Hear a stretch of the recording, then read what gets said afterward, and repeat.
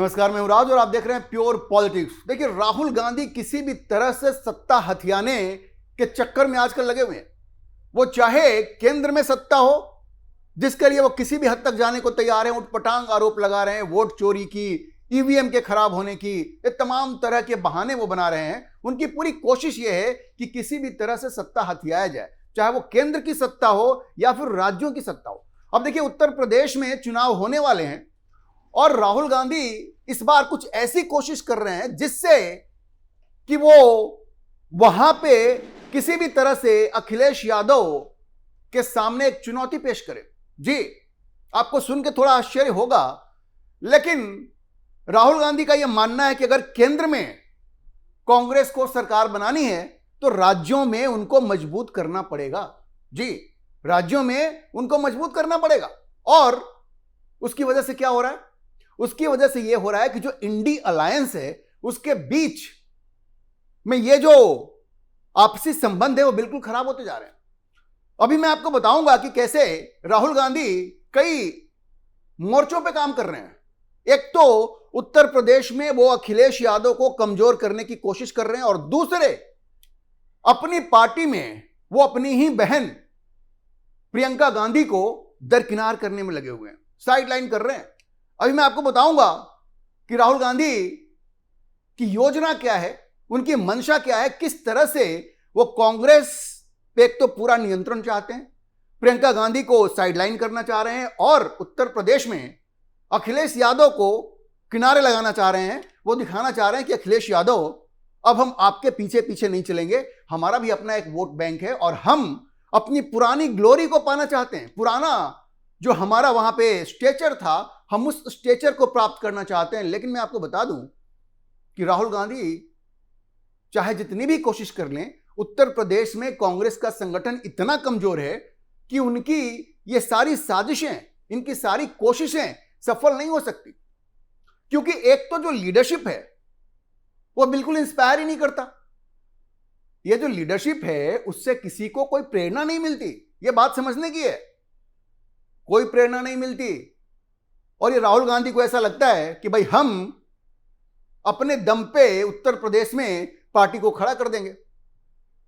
अरे भाई, आप तो अमेठी से हार गए थे और वहां से आप भाग चले, आप उत्तर प्रदेश में क्या करेंगे? अब देखिए, खबर यह है कि राहुल गांधी चाहते हैं कि 2029 का अगर हमें लोकसभा चुनाव जीतना है तो पहले उत्तर प्रदेश में हमें अपने आप को मजबूत करना पड़ेगा और उसके लिए वो काफी कवायद कर रहे हैं। और ये खबर छपी है, मीडिया में ये खबरें आ रही हैं जो ये साफ बता रही हैं कि राहुल गांधी हर तरह की साजिश में लगे हुए हैं। पहली जो उनकी कोशिश है वो ये है कि उत्तर प्रदेश में कांग्रेस पर पूरी तरह से कब्जा किया जाए। आपको मालूम होगा कि पिछले चुनाव में, पिछले जब वहां विधानसभा चुनाव हुआ था तो प्रियंका गांधी वहां पे पार्टी की चेहरा थी। प्रियंका गांधी पार्टी की चेहरा थी, वो प्रयोग सफल नहीं हुआ। अब राहुल गांधी का कहना है कि भाई हम प्रियंका को वहां से हटाएंगे। उनकी ये जो स्ट्रेटजी है उसके तहत उनके लोगों का यह कहना है कि इस बार जब चुनाव होगा तो चेहरा प्रियंका गांधी नहीं होंगी बल्कि खुद राहुल गांधी होंगे। ऐसी खबरें मीडिया में आ रही हैं। मतलब ये भाई बहन के बीच में जो तलवारें खिंची है ना, ये किसी से छिपी हुई बात नहीं है। वो सामने आकर के वो जो गले मिलते हैं, एक दूसरे की तारीफ करते हैं, आप उस पर न जाएं। ये भाई बहन के बीच में तलवारें खिंच गई हैं। और उत्तर प्रदेश इतना क्रूशियल स्टेट है कि वहां राहुल गांधी अपनी पकड़ बनाना चाहते हैं। उनको पता है कि उत्तर प्रदेश में हमारी पकड़ बन गई तो ये जो टसल है वो टसल तो खत्म हो जाएगा। जिसका कंट्रोल उत्तर प्रदेश पे होगा, पार्टी पर भी उसी का कंट्रोल होगा। और प्रियंका गांधी जिस तरह से उत्तर प्रदेश में सक्रिय रही हैं, भले उनको सफलता नहीं मिली हो लेकिन सक्रिय तो वो रही हैं। पिछले चुनाव में तो वही चेहरा थी। तो राहुल गांधी को अब यह भी बर्दाश्त नहीं है, वो प्रियंका गांधी को ठिकाने लगाना चाह रहे हैं। और इस चुनाव में, जो अभी अगले साल जो चुनाव होंगे, उसमें वो प्रियंका गांधी को बिल्कुल मार्जिनलाइज करना चाह रहे हैं। दूसरी कोशिश उनकी यह है कि जो समाजवादी पार्टी है, अब उसको यह कहा जाए कि भाई अब बहुत हो गया आपकी दादागिरी, आप जितनी सीटें हमें देते हैं उतनी सीटें हमारे लिए काफी नहीं है, अब आप हमारी सीटें बढ़ाएं। और इसके लिए उनकी कोशिश ये है, अब वो देखना चाह रहे हैं कि कहां कहां अपॉर्चुनिटी है कांग्रेस को अपना विस्तार करने की। ये देखिए, आप समझेंगे तो आपको कई बार बड़ी हंसी भी आएगी। एक दो बात मैं आपको बताता हूं। जैसे उनको ऐसा लगता है कि जो दलित हैं उनका मायावती से मोह भंग हो रहा है और वो अब दूसरा विकल्प तलाश कर रहे हैं। चलिए ठीक है, दलितों में जो गैर जातव हैं वो विकल्प तलाश कर रही है तो एक फैक्ट है, लेकिन कांग्रेस के पास वो क्यों जाएंगे भाई? कांग्रेस में क्या है, क्यों जाएंगे? कांग्रेस में जाने का तो कोई सवाल ही नहीं है। राहुल गांधी की कोशिश यह है कि दलितों का एक बड़ा हिस्सा अगर हमारे पास आ गया, गैर जातवों का, तो वो अखिलेश यादव के साथ बार्गेन कर सकते हैं। लेकिन भाई राहुल गांधी ये बताइए कि आप में ऐसा है क्या कि दलित आपके साथ आएंगे? आपका तो जो दलित विरोधी चेहरा है वो हर किसी को मालूम है। राहुल गांधी हमेशा ओबीसी की बात करते हैं, रिजर्वेशन की बात करते हैं, लेकिन इस देश में ये कौन नहीं जानता कि कांग्रेस के जितने प्रधानमंत्री हुए हैं उन सब लोगों ने ओबीसी विरोधी नीतियां अपनाई हैं, ओबीसी के रिजर्वेशन का विरोध किया है। जरा आप इतिहास के पन्ने पलट के देखिए, जवाहरलाल नेहरू ने रिजर्वेशन के बारे में क्या कहा, इंदिरा गांधी ने रिजर्वेशन के बारे में क्या कहा और राजीव गांधी ने ये रिजर्वेशन के बारे में क्या कहा। जरा पूछ लीजिए इनसे। तो पता नहीं क्या इनको लगता है कि अगर दलित समाज का एक हिस्सा मायावती से नाराज है तो वो इनके पास आ जाएगा। ये कैसे हो सकता है भाई? लेकिन इनका जो एरिथमेटिक है, एरिथमेटिक तो इनका खराब है ही, जोड़ घटाव भी इनको नहीं आता, पॉलिटिकल जोड़ घटाव तो बिल्कुल नहीं आता। तो खैर इनकी कोशिश ये है कि इस तरह से वो अखिलेश यादव को चुनौती दे पाएंगे।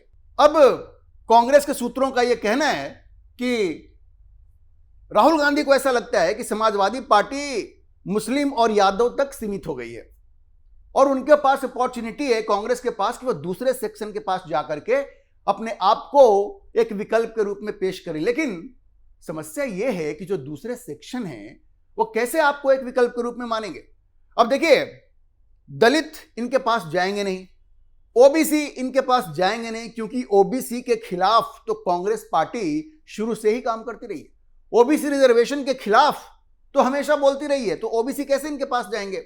और एक बात और मैं आपको बताता हूं, एक इंडियन एक्सप्रेस की खबर है। कुछ समय पहले राहुल गांधी गए उत्तर प्रदेश, तो एयरपोर्ट पे जो कांग्रेस के नेता उनको रिसीव करने आए, उनका कहना था कि उनमें से ज्यादातर और लगभग सारे अपर कास्ट के थे, सवर्ण थे। तो राहुल गांधी ने कहा कि भाई ऐसा क्यों है, ये सब के सब सवर्ण क्यों है? ये ठीक नहीं है। लीडरशिप जो है वो गैर सवर्णों के हाथ में आना चाहिए। आप समझ रहे हैं इस बात को? वो कहते हैं कि ये बदलना चाहिए, लीडरशिप गैर सवर्णों के हाथ में आना चाहिए। अब ये बताइए कि ये इस तरह से नाम लेकर के कि सवर्ण ठीक नहीं है, गैर सवर्णों के हाथ में लीडरशिप जानी चाहिए, तो क्या सवर्ण इनके साथ आएंगे? और वो रिपोर्ट ये कहती है कि राहुल गांधी की तो इच्छा थी कि अजय राय को भी प्रदेश अध्यक्ष के पद से हटाया जाए, लेकिन चूंकि बीच में उनकी तबीयत खराब हो गई, उनका हार्ट वाला जो इश्यू हुआ था, तो उन्होंने उनको अभी छोड़ दिया है। लेकिन जो इंचार्ज हैं अविनाश पांडे, उनको जल्द हटाया जा सकता है। ये इंडियन एक्सप्रेस की खबर है। तो एक तो इनका सवर्ण विरोधी चेहरा है, सवर्ण विरोधी मानसिकता है इनकी, तो सवर्ण भी इनके साथ नहीं आएंगे, दलित इनके साथ नहीं आएंगे, ओबीसी के खिलाफ तो ये गालियां देते रहते हैं, वो इनके साथ नहीं आएंगे। ओबीसी में जो यादव है वो तो अखिलेश यादव के साथ है ही, और जो गैर यादव ओबीसी है वो तो पूरी तरह से भारतीय जनता पार्टी के साथ है। और भी जो कम्युनिटी है, राजभर कम्युनिटी है, वो ओम प्रकाश राजभर की वजह से भारतीय जनता पार्टी के साथ है। निषाद, संजय निषाद की वजह से भारतीय जनता पार्टी के साथ है। तो कौन सी कम्युनिटी है भाई? अनुप्रिया पटेल, उनकी वजह से वो जो कम्युनिटी है वो भारतीय जनता पार्टी के पास है। तो कौन सी ओबीसी कम्युनिटी को राहुल गांधी अपने साथ जोड़ना चाह रहे हैं और इनकी क्रेडिबिलिटी क्या है?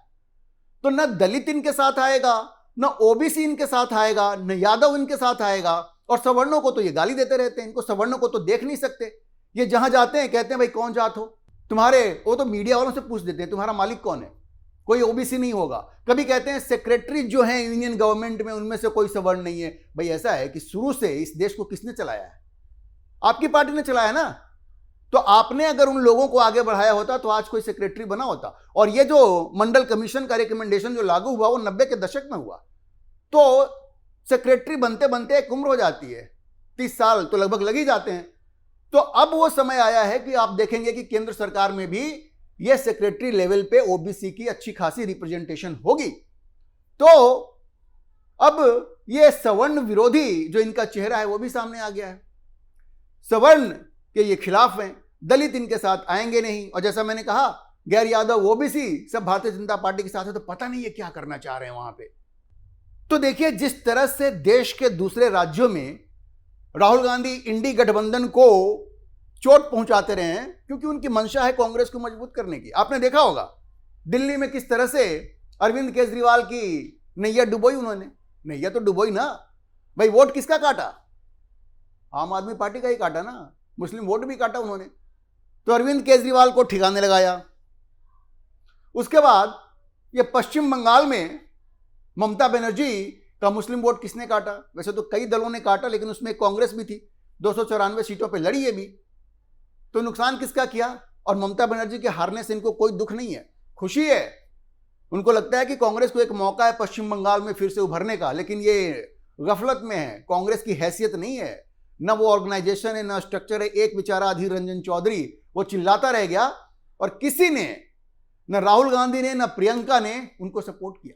तो आप समझिए कि ये तो ऐसी स्थिति हो गई है, ऐसी स्थिति हो गई है राहुल गांधी की कि वो पूरी तरह से बेनकाब हो गए हैं। वो इंडी गठबंधन को भी तोड़ने पे आमदा हैं। वो इंडी गठबंधन को तोड़ना चाहते हैं क्योंकि उनको लगता है कि इंडी गठबंधन के जो घटक हैं, जब तक वो नहीं हारेंगे तब तक कांग्रेस मजबूत नहीं होगी। ये व्यक्ति कितना शातिर है ये समझिए। और इंडी गठबंधन के जो घटक दल हैं उनको भी ये सोचना चाहिए, ये आप राहुल गांधी के साथ काम नहीं कर सकते, ये आपको कमजोर करेंगे। क्योंकि इनको लगता है कि ये क्षेत्रीय दल जब कमजोर होंगे तभी कांग्रेस मजबूत होगी। और ऐसे में ये जो इंडी गठबंधन है इसीलिए वो बिखरता जा रहा है। अब कहां इंडी गठबंधन? ममता बनर्जी हार गई, स्टालिन हार गए, और देखिए स्टालिन की पीठ में कैसे छुरा भोंका है ना। और खुद स्टालिन ने कहा है कि बैक स्टैप किया है। इतने समय से 20 साल से स्टालिन के साथ, डीएमके के साथ इनका रिश्ता था। जैसे ही विजय की जीत हुई तुरंत विजय के पास चले गए। ये इससे भी बड़ा कोई पलटी मार होता है? लोग नीतीश कुमार को पलटी मार कहते हैं, ये पलटी मार वाला काम नहीं किया क्या उन्होंने? और तकरीबन 60 साल के बाद अब तमिलनाडु में इनके 2 मंत्री हैं। सत्ता का लोभ, सत्ता का मोह, राहुल गांधी के लिए सब कुछ वही है।